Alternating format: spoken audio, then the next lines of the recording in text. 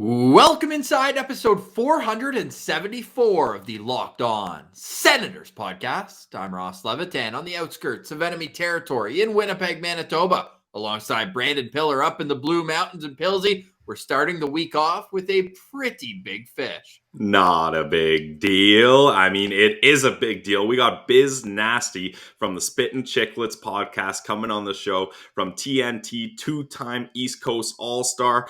He's played in over 200 NHL games, but it's not just a random occurrence because, Ross, he claimed that the Edmonton Oilers beating the Senators was the lock of the century. So we had to have him on the show to let him explain himself with what happened with that loss there. And credit for him to come up and face the music. Yep. We've got over a half hour with Biz, so stay tuned for that. But the Sens are also riding high because not only did they come back and score 5 in the third period to beat Edmonton, but they just sweeped Alberta. What's next for them? We'll take a peek at what happened today in practice and more. This is the Locked On Senators podcast, your team every day.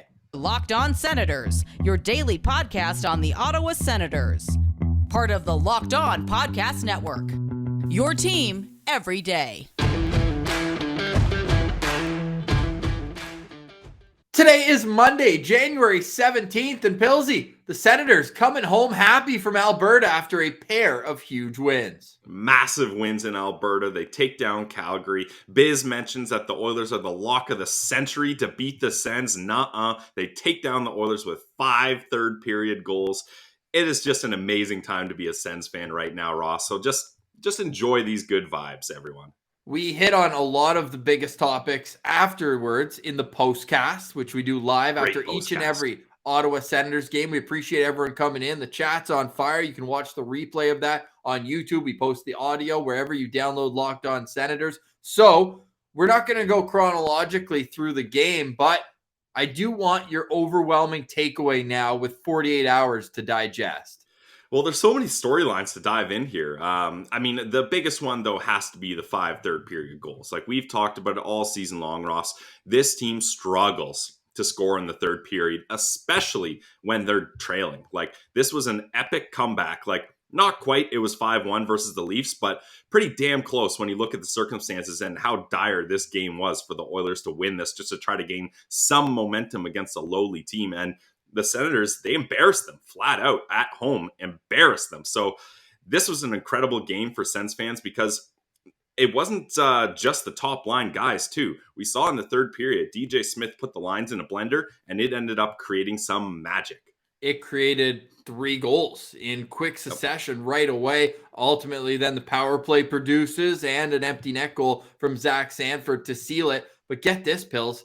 Going into Saturday, third period, when leading after 2, the Edmonton Oilers were 12-0-1. That was their first regulation loss when leading after 2 periods, and it didn't even get to extra time, nor do you want it to when you have a team with McDavid and Draisaitl. McDavid held off the score sheet. We talked about how Nick Holden and Artem Zub together just shut down 97, and that's easier said than done, of course. But was there a moment in the game where you went from not saying it's over, but to where you finally believed that they were going to come back and get the win? Because I was nervous when Darnell Nurse tied it back up at 4. Yeah, that seemed like when Darnell Nurse scores that game, Ross, I felt for me that was like the clock striking midnight on our fairy tale story here, right? Like, oh, it was fun. Gaudette scored. Wow, that's great. Formanton keeps it going. Zub scores. Like this is just a great game here, but then Darnell Nurse, this guy always scores against the Sens, and he had 9 shots up against the Sens. Like he really turns things up in these games, but that did feel like, okay, we're a little nervous now. Darnell Nurse against the Sens in his career. You think of that fight he had against Max McCormick where his dad's yelling, beat his ass out in the stands.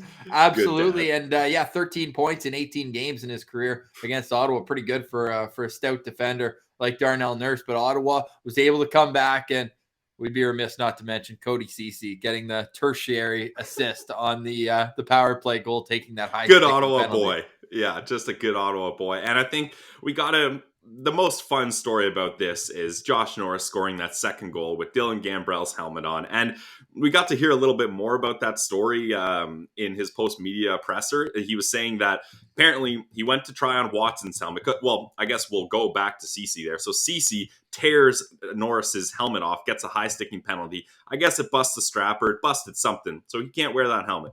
So he goes to the bench, takes Watson's helmet, puts it on, and is like, what the hell? This one's not going to fit. And the ref's sitting there being like, all right, guys, like, we're not going to try on 30 helmets here to see which one you like the look of the best. Next helmet, you got to put on. So he goes to Dylan Gambrell, shoves it on his head.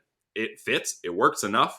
And yeah, of course, on the power play, he gets that goal. And you can see the joy in his face, and I think right away, he's like to Batherson or Brady, like, did you guys tip that? Like, did you touch that? And they're like, no, we didn't touch it. That's your goal. And he's like, oh my God, I can't believe I scored with Dylan Gambrell's helmet. And that's the most power play time that helmet's seen all year. So for it to get a goal in just a short frame there, that's pretty incredible. It also tied the amount of goals that it's seen because Dylan Gambrell had one goal wearing that helmet all year in Florida on the breakaway. On the PK, on the flip side of the special teams there. There you go. And now Josh Norris scoring his second of 2 goals on the night. He's now got 16 on the year, 13 of them assisted by Drake Batherson. Truly ridiculous. But those two, their chemistry speaks for itself. We get into Drake Batherson with Paul Bissonnette coming up, NHL on TNT. You hear him on Spit and Chicklets all the time. NHL veteran. He actually played his first 2 NHL games against Ottawa, so we get into the conversation discussing that.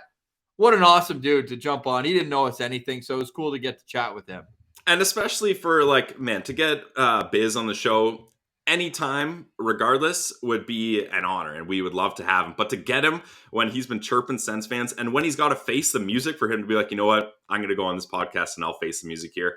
Just an incredible guy, and he had just spent hours recording an interview for Spit and Chicklets. So for him to be like, you know what, I'll toss these guys a bone and do another interview and keep this going.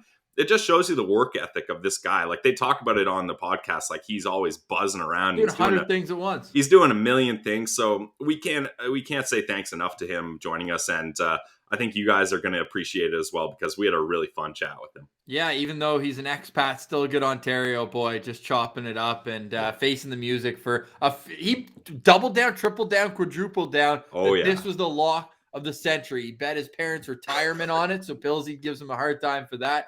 So when we heard we were getting this interview, it was about 2 hours before we recorded, so I had to go grab a couple Built Bars because I needed some energy. We were locked in, and you're locked on. So when you are needing that energy boost and you don't want something that just tastes gross, reach for your Built Bar, because it's the protein bar that tastes like an energy bar.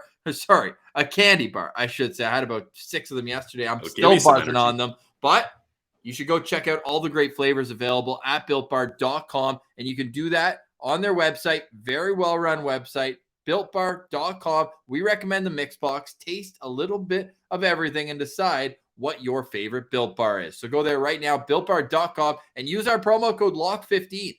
It's that easy. If you use promo code LOCK15, you'll get 15% off your next order. It's the protein bar that tastes like a candy bar. It's Built Bar. You can find them at BuiltBar.com and use promo code LOCK15 for 15% off your next order.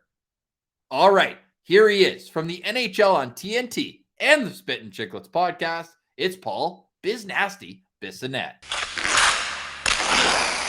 All right, we now welcome a very, very special guest, an Ontario boy turned media mogul with stops at 2 ECHL All-Star games, a Calder Cup trophy on the way. He also spent 11 seasons in pro hockey. We'll give him credit for 202 NHL games, 52 fights. Now you can hear him on the always popular Spit and Chicklets podcast when he's not broadcasting intermissions with the NHL on TNT. Paul Bissonnette, welcome to Locked On Senators. How you doing today, man? Holy shit, you're humming out of the gate. What an intro. What a round of applause here. You think RA would have been proud of that one? Hello, everybody. You just need one of those and you're fucking ready to go, pal. Absolutely. Well, hey, talk about ready to go. We've got a lot to get into with you, but you came out of the gates against the Ottawa Senators, and out of those 202 NHL games, it only would have been 200 if it weren't for that global series to start off. What do you remember about those? I remember going to training camp that year, and I thought I had no chance of making that team. And I think given the amount of superstars they had in the roster, they wanted to make sure they had enough meat to protect them. And I'll never forget Michael Terry. And right after camp, he called me in. I thought I was getting sent down. He says, call your parents, tell them that you made the NHL. And shockingly enough, that year, the Pittsburgh Penguins were selected to go play in the World Premier Games against the Ottawa Senators. And what was cool about it is Ottawa at the time was stacked with Swedes.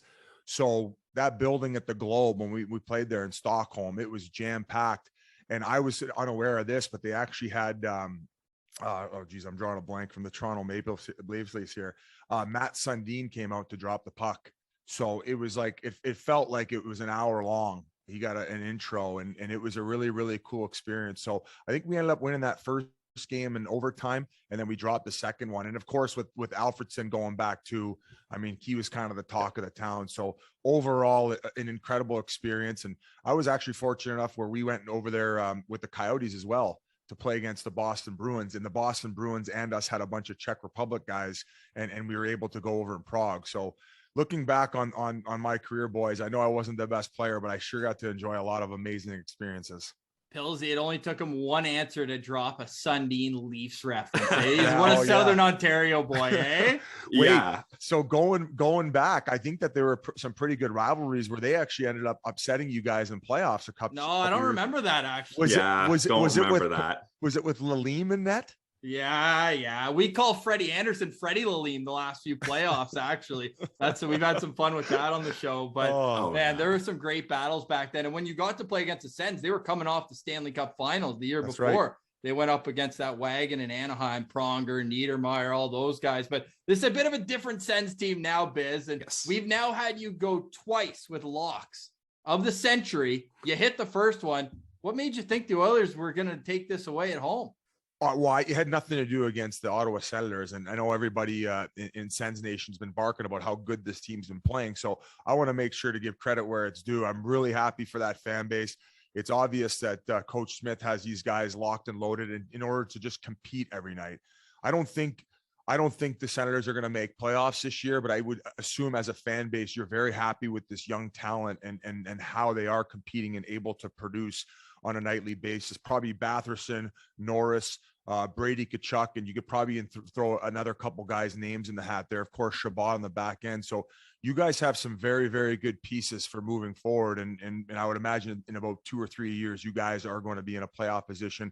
Whether you guys are competing for Stanley Cups or not, who knows? But the reason I picked it is I figured that the Oilers were in complete desperation mode. You had Connor, who was kind of held out of the lineup a little bit. He just had his 25th birthday. You think the boys are going to rally around that.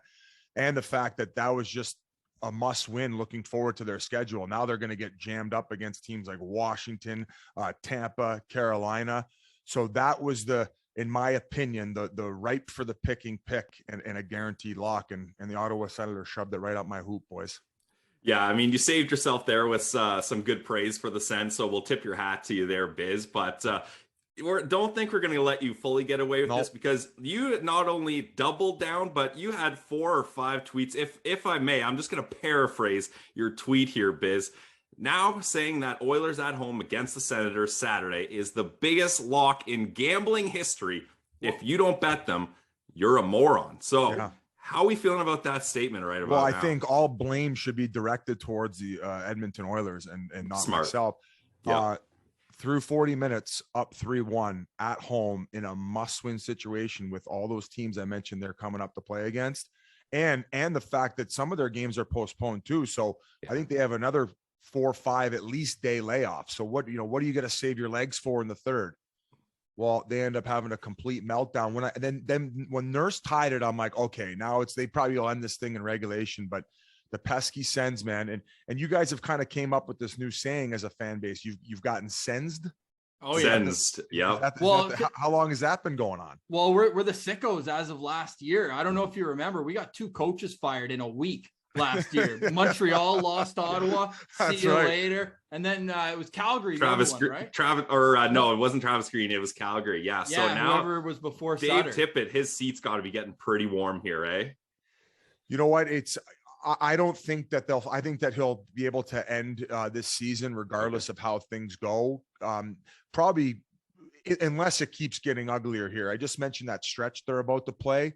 I think that you're going to have to reach a situation much like St. Louis when you essentially force the hand of management if the start gets that ugly and out of control. Now, as far as their turnaround, I mean, they have the guys in the lineup who are going to be able to do it. Now, I'm sure that you guys would have taken much honor in probably getting him but I don't think that's going to be the case. Tippett was always good to me. He loves his players. I do think that it's a different beast going from Arizona and the amount of pressure and media and constant questioning, and especially when things aren't going well, the amount of like mental abuse you're taking. Definitely. Because all of it considered. Yeah, it's led to also a couple uncharacteristic things that he's done. I mean, when we were in Arizona, I don't think I'd ever heard him call out a player the way that he had to Koskinen. But desperate times call for desperate measures, and maybe I don't even know the situation as far as how the media were asking questions that night, and they're also not to blame. But if you're getting asked constantly about goaltending, that you've had their back and you've basically gotten in there. I mean, Smeg Smith's in Edmonton because of Dave Tippett.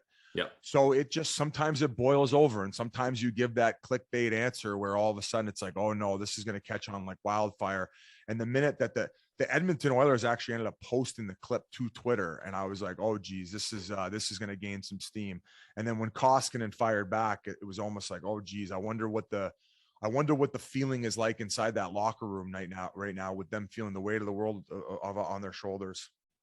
Yeah. And Biz, I wonder what the feeling's like at your next family dinner when you got to explain to your parents that their 401k is gone after your bet McDavid and Edmonton Oilers win didn't happen there. So how are you going to break it to your parents that they're never going to retire now? I don't know who I offended more, Sens fans by picking Edmonton, or Canadians by calling my parents' savings 401k, because that's American. Yeah. In Canada, it's what? RSP. Yeah.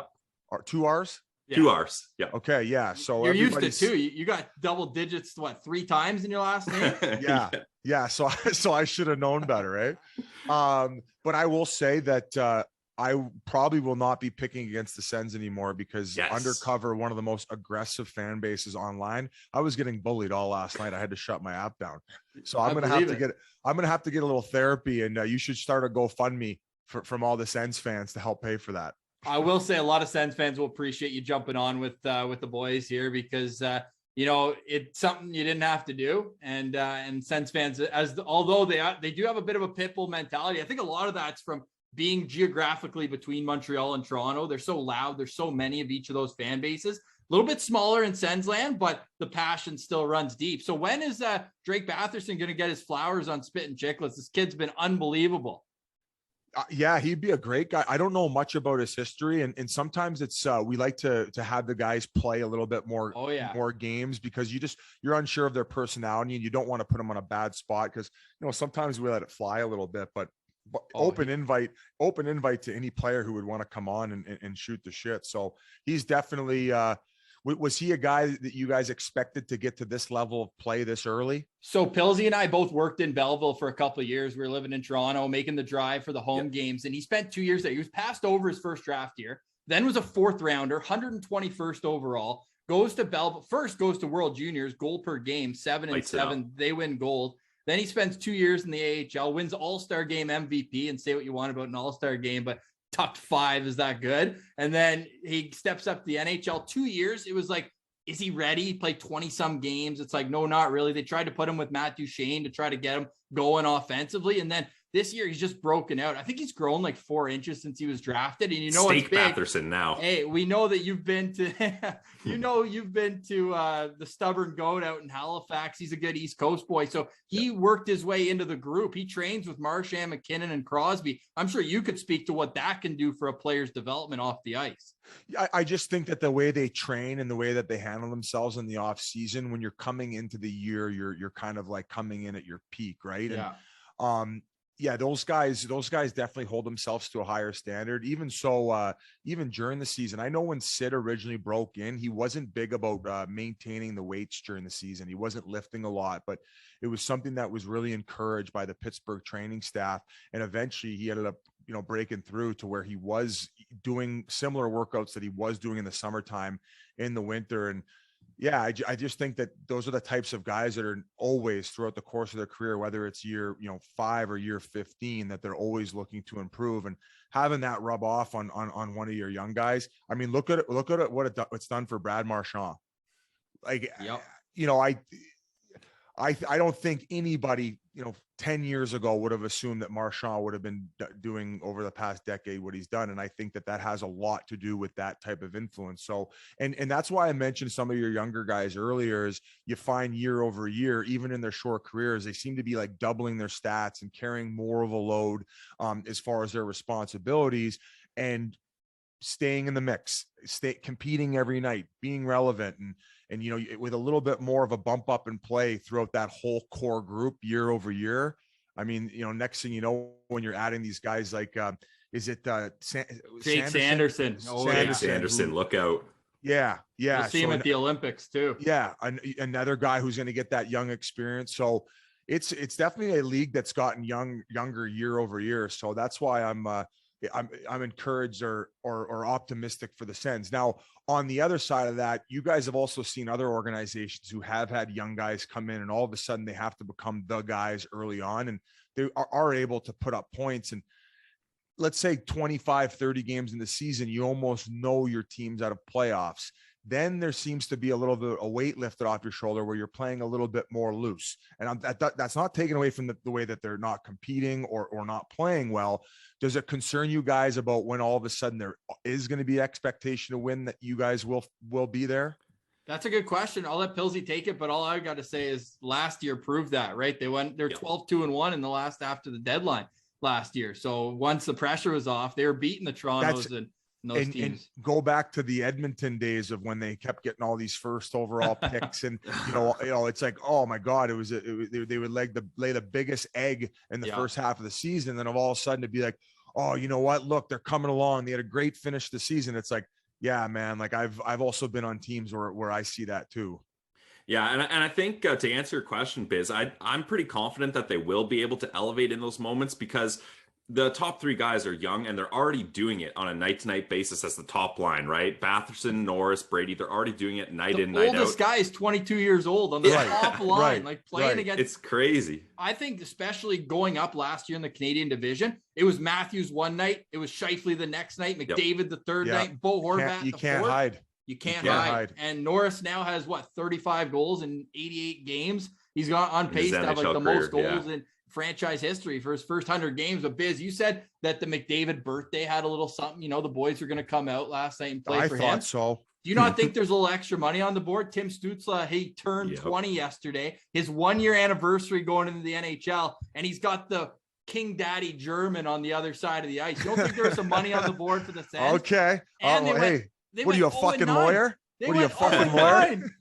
You're not going to sneak anything past Ross. 0 last year against Edmonton. That had to be a little bit of bulletin board. You can't go 0-10 against the team. You cannot. That's another reason I looked at their prior. I'm like, okay. It's just like when I had Coach Tippett, there were some places that we would go into, Edmonton being one of them, and we would always find a way to win, right? So you always remember that. I think it was a few years ago that Calgary could not beat Anaheim in Anaheim. So I tend to lean on those types of stats to make my pick. And I just thought that game meant so much more to the Oilers than it did the Ottawa Senators.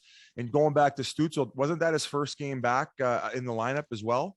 Coming out of COVID protocol. Yeah. Yeah. So he missed one, but so, yeah, I mean, fuck, I could have used these stats before I laid down $450. I'm still sick to my stomach about it. I come from Welland, Ontario, and my dad worked in a steel mill, man. That was like a week's pay for him. Yeah, well, he better get used to that steel mill if that 401k's gone there. Yeah, I'm gonna have to tell him he's gonna have to hand back in his resume tonight.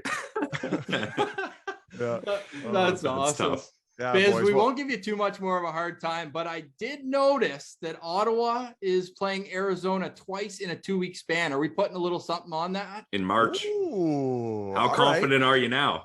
That's the Flint, Michigan Mega Bowl shit sandwich game. But although with the way that you guys are playing, I'd say advantage Ottawa. I better be getting a little bit of juice coming my way. I don't know if we owe it to him, dude. We'll give you a bit of juice. If Vejmelka's in net, then we'll go even across the board. Although, there are a couple bright spots in the Arizona Coyotes lineup. You got Clayton Keller, who, you know, he's one of those young guys, much like we talked about. Every year he's taken another step. And I think it was hard for him after his rookie year, because all of a sudden, you know, on a roster that didn't have a lot of guys, he became a focal point at a young age. So all of a sudden, I don't know if sophomore slump is the right word, but definitely a letdown. But after that first year, but he learned that he had to put on some weight and gain that extra step and learn to polish other areas of his game. But he's a type of guy who is dedicated and who does take the time away from even the rink to concern himself with bettering his game, whether it's video, whether it's his diet, whether it's him putting on muscle mass in the summertime. And he's done everything that the organization can ask. And he's definitely been a bright spot, and he ended up getting the All-Star nod. And aside from that, you know, we're much like you guys, maybe a few years back, where, you know, we're going to hopefully have to do well in the draft and continue to add these young pieces in order to turn things around. Because it gets tough, guys, man. You've seen what's happened to the amount of fans that were showing up to the rink at one point, and it just gets a little bit dreary. Yeah, and the thing too with Arizona is they might have a different looking team by the time March rolls around, because they're kind of in the situation Ottawa was in a few years ago, where they've got some top guys that are worth a whole lot of value on the trade market. And come trade deadline, guys like Chychrun, guys like Kessel, I mean, they'll probably hold on to Keller, and I think that'd be a smart move. I'm a big Keller fan, but this Arizona Coyotes team may look a lot different when they come to play the Sens come March. But Biz doesn't care. He's just long as what's the guy's Shane name? Wright. No, but the penny, he was unbelievable. I saw him play in Winnipeg earlier this year. He had like a 47 save shutout. Yeah, he's solid. Yeah, Vejmelka, I believe he was drafted. Yeah, I believe he was drafted by the Nashville Predators and then just went unsigned. And I think he battled his way through the Czech Professional League. And, you know, the Coyotes gave him an opportunity this year. And I think it was in camp where he really turned a lot of heads. And I think he made it right out of training camp. And he's been very impressive. I know that there's been some shaky moments, but with Wedgwood, I think he did have COVID protocol, and then he started to struggle a little bit. So over this last little stretch of games, he's been miraculous, man. I'm really happy for him. Hope you guys are enjoying our chat with Biz Nasty from the Spittin' Chicklets podcast. But we got to interrupt for a quick word from our friends at BetOnline.ag. Guys, Sens fans, if you were to live bet that Oilers game when they were down 3-1 at betonline.ag, you'd be laughing right now. If you followed me in my Bengals playoff game up against the Raiders, you'd be laughing right now. So what are you doing sitting on the sidelines? Get in on the action. And since you're a loyal listener of the Locked On Senators podcast, we're going to hook you guys up with a promo code, a welcome bonus. So go to betonline.ag today. Sign up to make your free account and use our promo code Locked On. And when you do that, they're going to give you a 50% welcome bonus. That's a nice little gift. So let's say you put $100 in when you sign up. Bingo, bango, bongo. You're getting $50 in free play money. That's how it works. They are the online sportsbook experts for the Locked On Podcast Network. They are who we trust, and they can get you in on the action, whether it's a basketball, hockey, playoffs in the NFL, futures, whatever you want, they got it. So check it out today. BetOnline.ag, your online sportsbook experts. Ilzy, I got a levy lock before we go. St. Louis Blues at home, retiring Chris Pronger's number. Get him at -127 at betonline.ag. Now back to our chat with Biz. Well, we're going to have to figure out something to put on the line here. We got until March 5th, Biz, so we'll figure something out. Of course, everyone listens to Biz on Spittin' Chicklets and the NHL on TNT. We'll get you out of here with a couple fun ones, Biz. And one, I'm always curious about this, and you've interviewed so many guys on the pod. Like, I'm sure you can't even keep track, but is there a few that stand out more than the rest? I mean, if you go back to the Mount Rushmore, I think names like Tim Stapleton pop up. Nice. I think now we've told a lot of the Russian stories from guys who have played in the KHL, but I think he's one of the guys that really opened the door and also had some really wacky, crazy shit happen to him. I don't know how many of the people who listen to your podcast had heard that one, but I'll give you one story that he told. They would go on these massively long road trips in the KHL, fly 4 or 5 different time zones, and every time that Stapleton would come back off these trips, he thought that there was maybe a ghost in his apartment. Yeah. He would always notice that the furniture was a little bit out of place. So about halfway through the season, he ended up pulling his groin, and there was a little bit of back and forth with the coach and the organization, because there, even when you're hurt, if you're a North American import, they want you playing on a broken leg. They don't give a fiddler's fuck how hurt you are. Just a little Russian gas and you're good to go, just, right? Hey, take these pills and you'll be good to go. So finally he's like, hey, I can't go. Like, my groin is hanging on by a thread. And so they sent him back to the city that he was in. And when he got back to his apartment, he like opened the door and then the deadbolt was on. And sure as shit, the landlord, every time he was going on the road, he was moving him and his family back in. So I think he ended up sleeping that night on the couch with the family still in there. And the next day he finally got his fucking place back. So these are the when he ended up getting recruited by one of the teams, one of the things that they told him to try to bring him on board was the town had a Burger King. So he'd seen it all over in the KHL, and I think that he was one of the good guys to get on to portray how wild it can be in different countries playing hockey. We just had Keith Jones on, who played a long time, and he's done an unbelievable transformation into media. One of the funnier guys in media. He was recently, and he was great. We actually visited his farm just outside of Philadelphia to record it.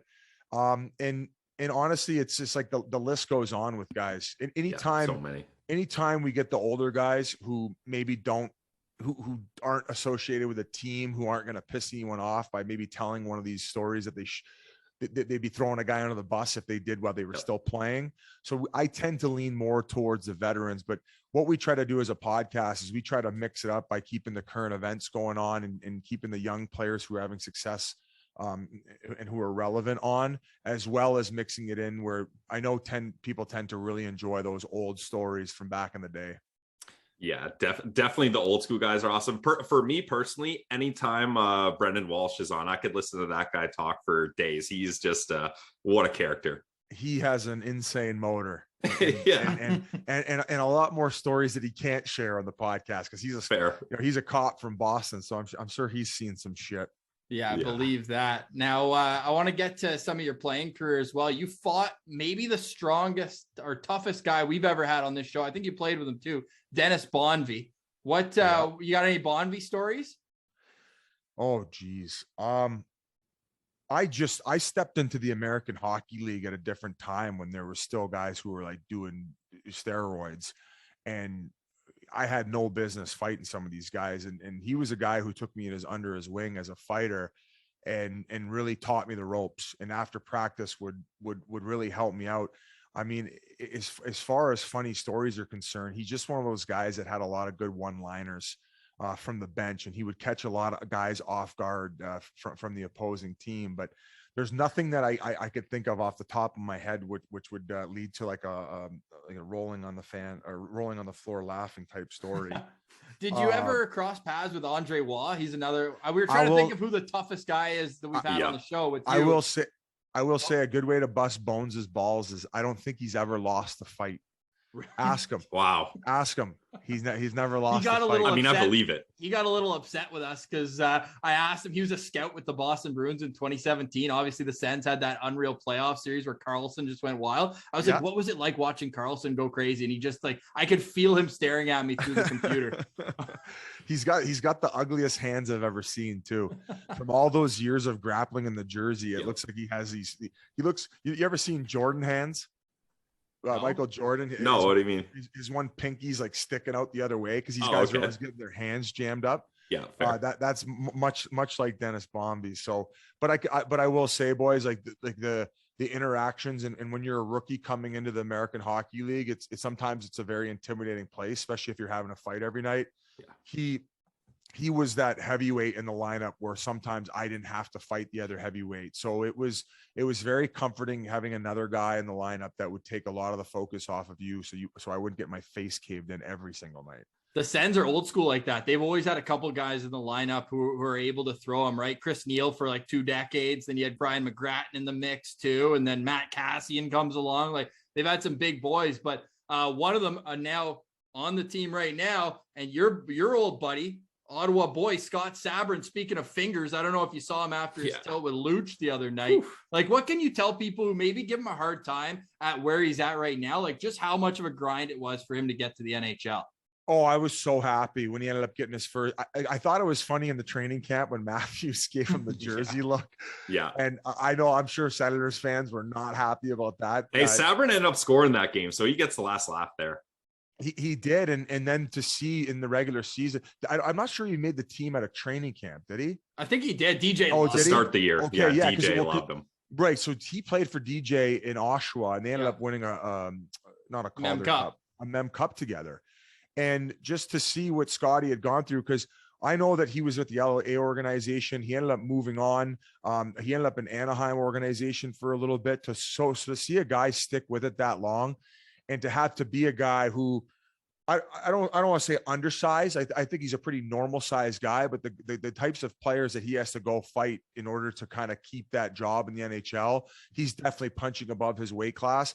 But pound for pound, one of the scariest guys that I've ever played with as far as his fighting abilities. He's an absolute nail gun. And even in the American League, sometimes you would catch guys who were probably even tougher than he was off guard. And not only the fact that he'll stand in there and chuck bombs, but he's a lefty. So, yeah. And you saw the fight against Luch, and he did what he could. Held in. Fuck, I think Luch probably has 30 pounds on him. Yeah. And eventually he's got the reach. So in a situation like that, and that was a place where Luch might have been running around afterward because Ottawa had got off to that early lead. Yeah. So not only does he take all the fear away from his own players, where you got Shabbat going back, and I'm not saying that Luch could maybe catch him in the trolley tracks because he's a pretty elusive defenseman when he's got the puck on his stick, but now all of a sudden he's completely de-escalated that situation. He's taken his lumps for the squad, and in return they ended up helping him out and going and get the win. So everybody wins, and why would a coach want to take a guy like that outside of the lineup where he allows the rest of his players to play a little bit bigger than they are? Yeah, and I mean, even the Sens have said it about Michael Haley. When Michael Haley was on the team last year, a lot of Sens fans were like, what's the point of having this guy, et cetera, et cetera. But they backed him up in the media saying, hey, we all feel good when he's in the lineup, even if he's only on the ice for a couple minutes. It's just nice to have a guy like that around. So I think Sens fans are going to appreciate your take on that as a guy who's been there and done that. Now, Biz, you're definitely on our Mount Rushmore of interviews, so thanks so much for joining us. Last question for me. I want to get, speaking of AHL, some of the worst jerseys in AHL history are the Bingo Senators in Binghamton. Maybe the worst building, too. Yeah, maybe like just all-time trash. Do you have any good bingo stories back in your playing days you can share with us to kick end things off here? So bingo sucked to go play in, and it was it was 2 hours from Wilkes-Barre, so it was always day of the game travel, and then you knew you were going into this dark building where the stands are pretty much just like what is that, horizontal? Yeah, vertical. Oh geez, okay. Yeah, the other close. one that I thought. Yeah, so the close. fans are over you, and you talked about we talked about the AHL and how much meat there was at that time. Well, they had Jeremy Oblonsky in their lineup, and he goes and runs and hammers one of their guys, and I end up having to go and fight him, and he absolute Bambies me, knocks me out. One of those knockouts where like my legs are wobbly after, so I'm like, I'm going to the box, kind of like looking with, I got the weak knees. And then sure enough, I'm on the ice the next fucking period, and he ends up running another one of our guys. So I had to fight Jeremy Oblonsky, and we had just introduced those new modern day jerseys where they were a little bit thinner and they weren't that old heavy cotton. Yeah. So he was skating around in warm up in his jersey because he was so fucking jacked. And I don't want to accuse him of taking steroids. He might tell you if you had him on the podcast he was, but this guy was jacked beyond belief to the point where his jersey was so tight around his neck. He had like a cherry tomato head and fucking veins popping out of his forehead. So he just ended up manhandling me, bambied me twice. And probably the worst I felt on a bus ride home back to Wilkes-Barre in my entire AHL career. So those are the only bingo stories I can remember, because if I had any other ones, Jeremy Oblonsky beat the fucking shit out of me. Yeah, he made them disappear. Yeah, the CTE that he racked up in my brain can't remember any of the great glory day stories from my time in bingo. Man, the glory days are still coming up for you, though, Biz. You're doing a hell of a job with the pod. We appreciate it. And also with the NHL and TNT. So I'll get you out of here with my last question. That's a little trick of the trade. I know you guys know that, where you each ask the last question. Yeah, keep you a little sure. longer. But what's it been like at TNT? You're sitting right next to the great one. I'm sure that had to be a childhood dream come true. Yeah, but I'm still in shock that I got the email. I actually thought it was Brian Foley. So Witt's got this buddy who's a the prankster, yeah. And that's we haven't had him on the podcast yet, but we should, because that might be an all-time interview. But the Florida Panthers one with Yandel was an all-time prank. I remember that one. And Yes. Nola Chari, Nola Chari, so and who was the other guy who took his number? Was it Uyghur? Mackenzie Uyghur? Yeah, he was a good Ottawa boy, Mackenzie Uyghur. Yeah. That was so good. To wrap that one up quick, basically he was texting one of the guys on the team. I think it was Ekblad, or I think it was Ekblad at his house, because they were supposed to have this dinner and he was the team chef and he was coming over to prepare it. So they had 5-6 couples ready, and then he ended up canceling last minute. And obviously Ekblad was having a bit of a panic attack. If you go to the podcast, Whitney is far and above the better storyteller. No, but that's the other one. The one we're talking about is when I think Nola Chari wanted Uyghur's number or something, and he asked. Foley was texting Achari, or texting Uyghur as Achari, being like, "I got more time in the league. It's my number." And apparently Uyghur was actually sad about it. That was probably a better one that went even more viral. But you thought Foley emailed you to go on TNT? Yeah, it's fuck. We got off the rails there. Sorry. That's sometimes okay. My ADD takes it over. happens. Yeah.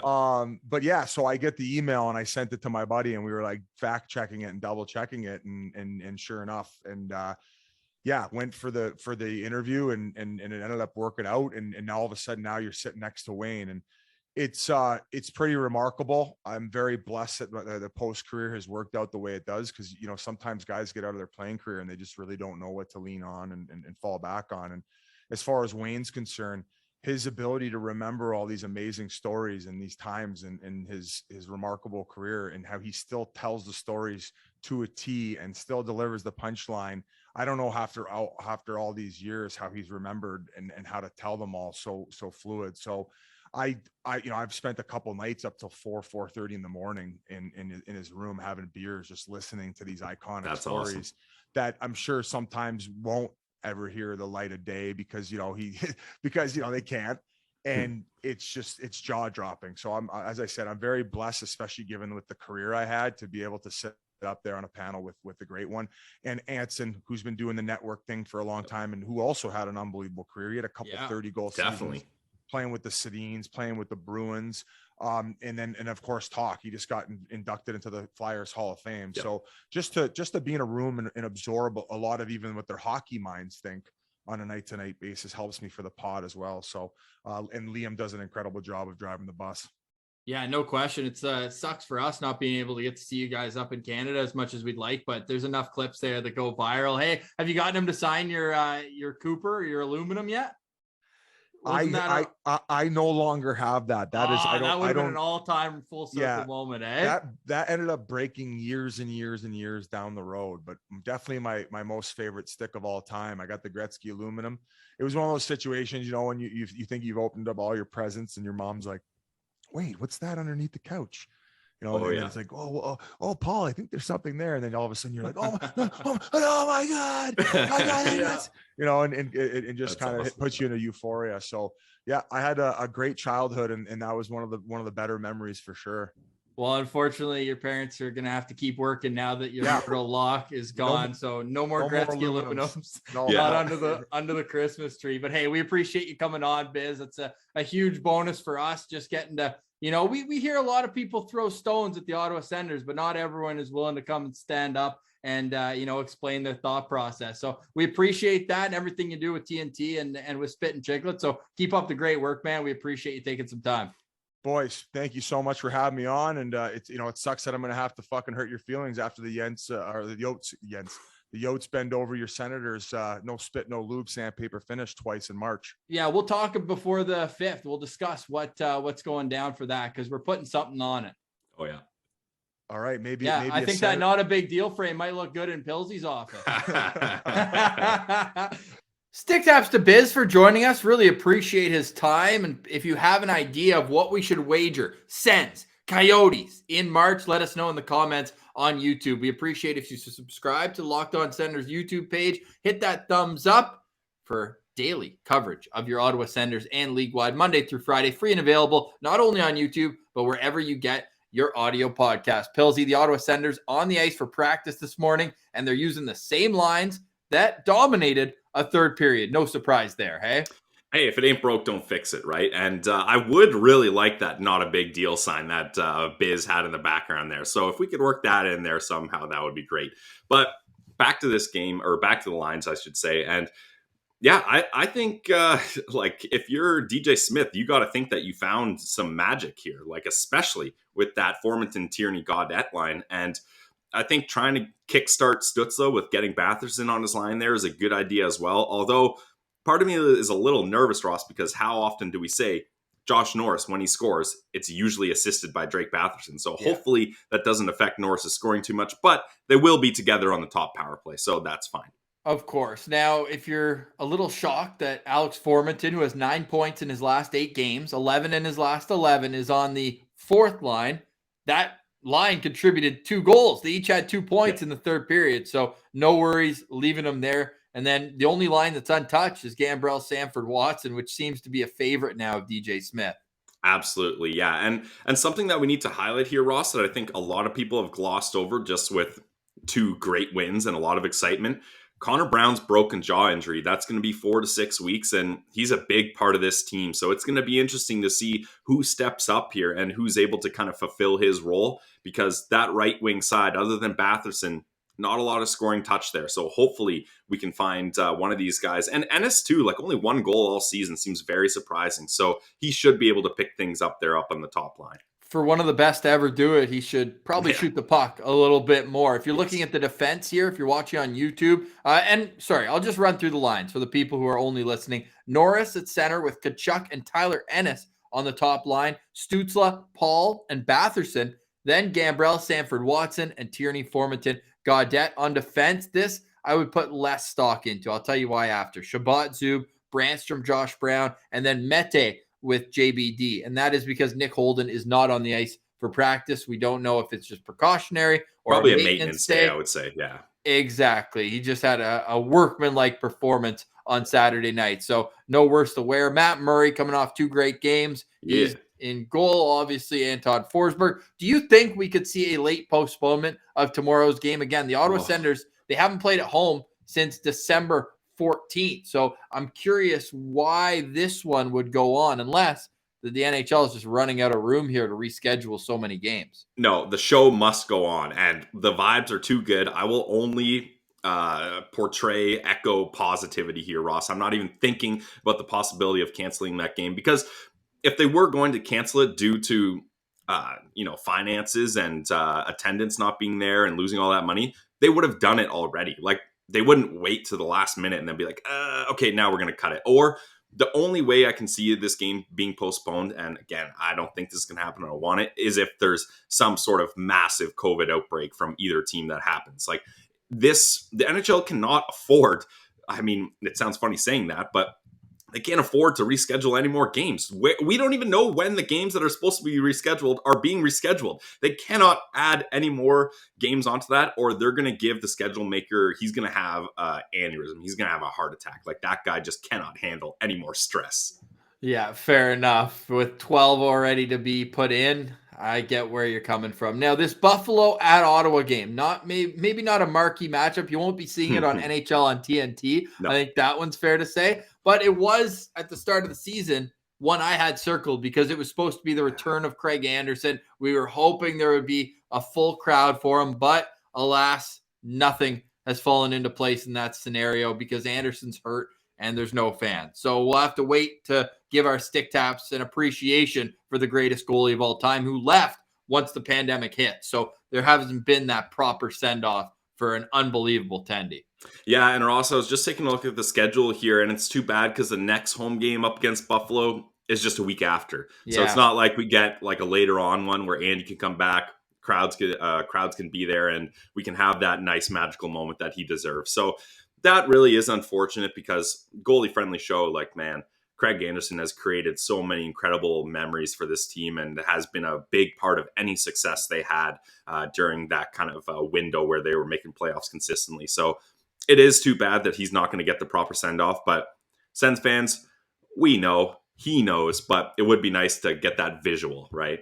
And he was playing so well, Pilsy. Like he was having an unbelievable start to the year. Everyone thought Buffalo was going to overachieve, and then no, that just hasn't been the case for the Sabres. They're free falling down the standing. So a big 2 points on the line, and we'll get into that more on tomorrow's show. Just before we go, though, Pilsy, we'd be remiss not to give some stick taps to the Belleville Senators for putting up a 6th spot against the very more highly rated Rochester Americans, if I could spit that out properly. But are you at all concerned that Gus gave up 5 now again in the AHL? This guy, he proves it time and time again. He's a much better NHL goalie than AHL.